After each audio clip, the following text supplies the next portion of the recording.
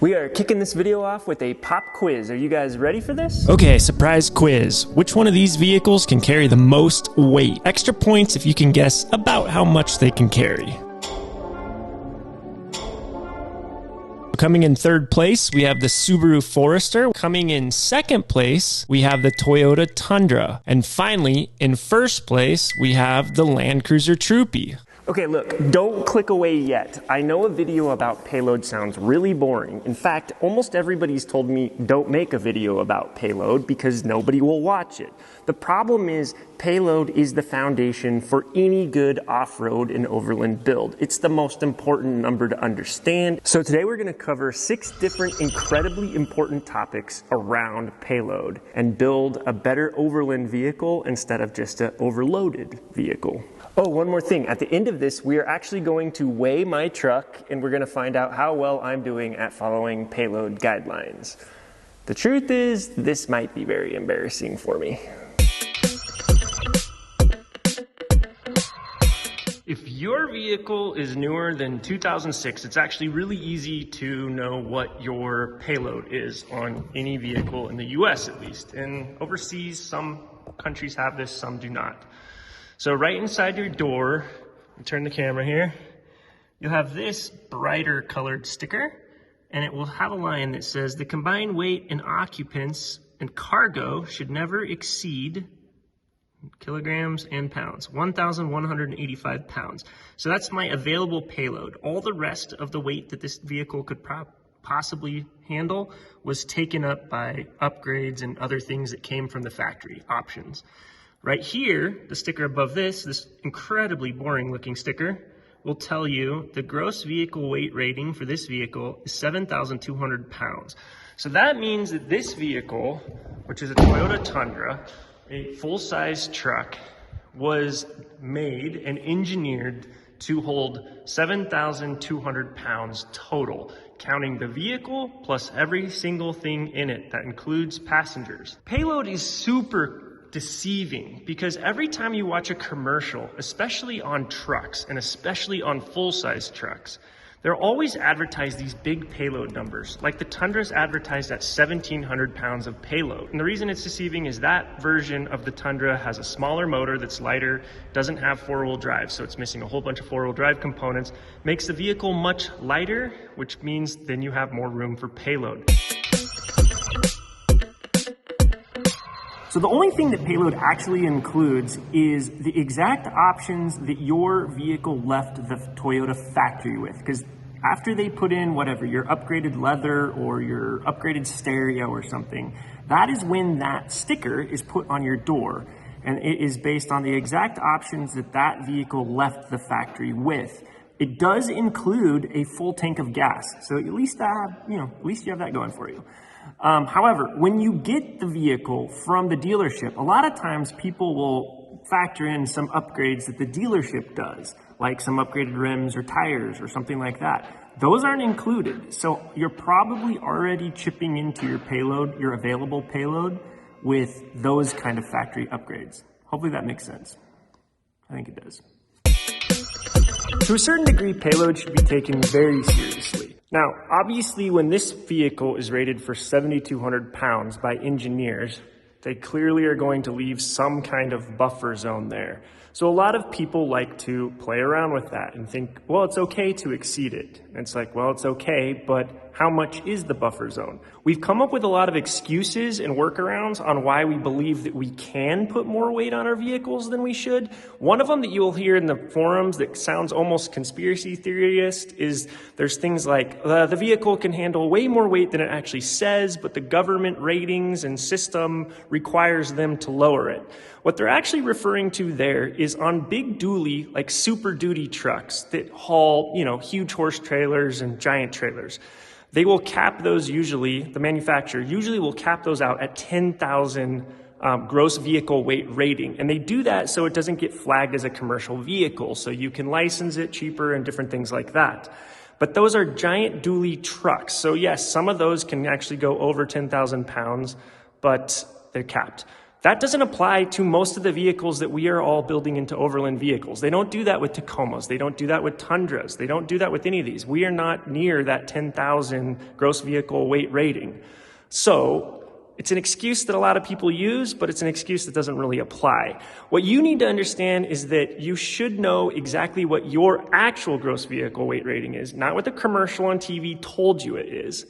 Now, once you check your door and you know what it is, then you plan your build and you try to stay within bounds of that with all of your gear and all of your coolers and all of your passengers.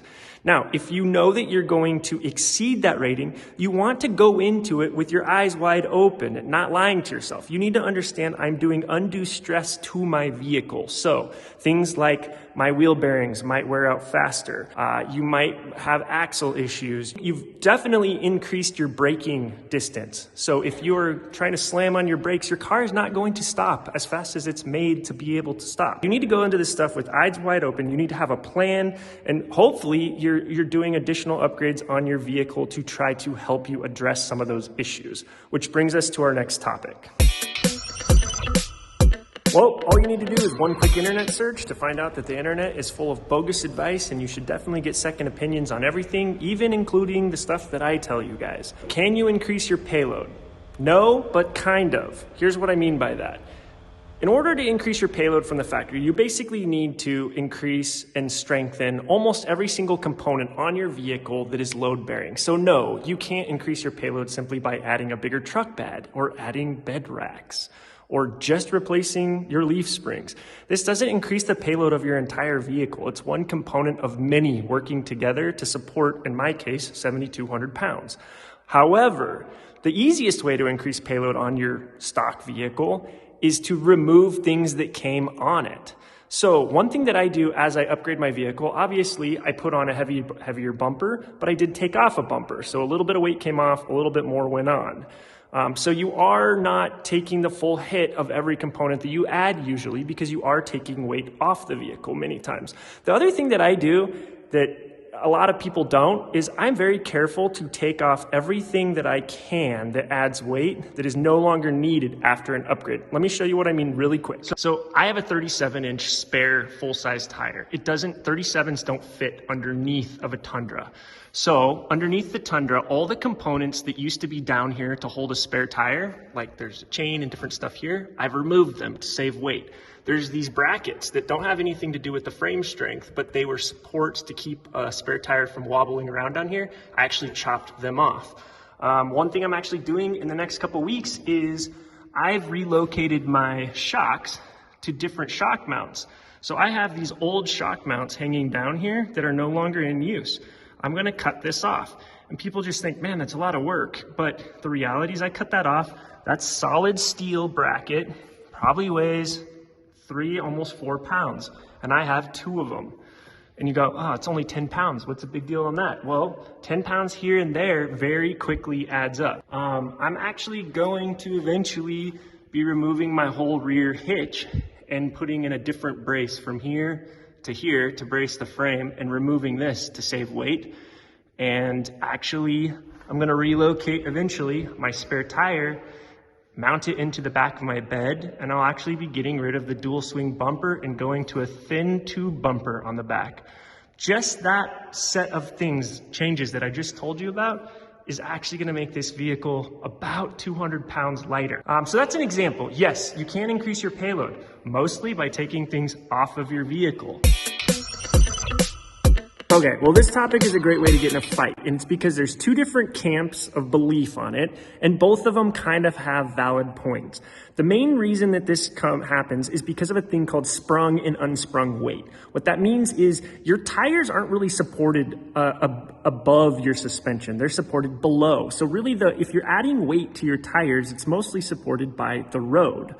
Now, adding bigger tires and heavier wheels to your vehicle does put additional wear and tear on your vehicle. That's why people, when they put bigger tires, they upgrade their gears sometimes, right? So from your engine back, the drivetrain, yes, it's working harder to turn bigger tires. But as far as 100% related to weight capacity of your vehicle, bigger tires isn't really putting more weight on your frame of your vehicle. It's not putting more weight necessarily on your suspension. That weight, in a weird way, should count against you a little less than the other weight that you're piling in the back of your bed of your truck or on your roof rack or something like that. But the question is, well, how much? Should it count 60% less, 70% less? How am I supposed to do this math and know where I stand? So it's a gray area. One thing I like to tell people, because if I weigh almost anybody's truck, almost everybody is over the limit. If you are within limit, if you subtract the additional weight of your aftermarket tires and rims compared to the factory tires and rims, and you're within your payload range, it's like, okay, well, you're not in the green, but you're not necessarily in the red. You're like in this weird yellow zone. The real answer to this is whoever argues the loudest at the campfire wins, I guess, because it's really up for debate. Look, there's an arc that almost everybody that gets into overlanding goes through. And essentially, first you get obsessed with the gear because there's just so much cool gear out there. And you just start piling this stuff on your truck. So many lights and so many racks and so many things. And then if you actually go out and use it, and you're a person that actually overlands, you start to understand that some of the stuff you use and some of the stuff you just really don't need, and you just don't use it that often. Like the amount of lights that are on most vehicles, almost none of those people actually need that many lights. I mean, unless you're racing in the Baja 1000 going 100 miles an hour in the dirt and in the dust. So there's easy places on your vehicle to save on weight. And what I see is the people that really get into overlanding, that actually overland, they start going gear crazy. Then they start dumping gear, and then they start making their vehicle lighter and lighter and try to get everything smaller. It's like when you go backpacking. Eventually, you're caring about individual ounces that you're adding to your vehicle. Now, if you're not in that camp, you shouldn't feel guilty. Don't ever watch my videos and feel judged. If you're building an overland vehicle and you like going to Overland Expo and camping with your friends at a KOA, that's great. The point of overlanding and having hobbies is to build a community and go do fun things with people. If you're not doing Hell's Revenge and going and off-roading gnarly trails, but you really like building a cool truck, more power to you. I don't want anybody to feel guilty when they watch my channel on what they do with their hobbies. But if you're trying to build a truck that is off-road capable and you're not going to destroy it and end up being one of those stories where your truck gets bent in half, you do want to worry about your payload, and you will eventually start lightening your build every chance that you get. So a few things to know about trying to lighten your load on your truck. First of all, you want to go aluminum anywhere you can. You shouldn't be putting a bed rack in the back of your truck that's steel. Definitely aluminum. They're plenty strong and they're significantly lighter, right? If you're going to put Under Armour underneath, like bash plates, skid plates, you can go aluminum. Is it as strong as steel? No. And when you take a really heavy, gnarly hit, the deal with aluminum is it will likely protect your vehicle just fine, but you might have to replace it after that. But you can save tons of weight with aluminum skid plates. You can save tons of weight with aluminum bumpers where it's an option, like in the rear. So go aluminum where you can. The other big, huge weight suck is extra fuel and extra water. Now, I don't want to tell people, well, don't bring water, and they're going to end up in Death Valley dying because they don't have water.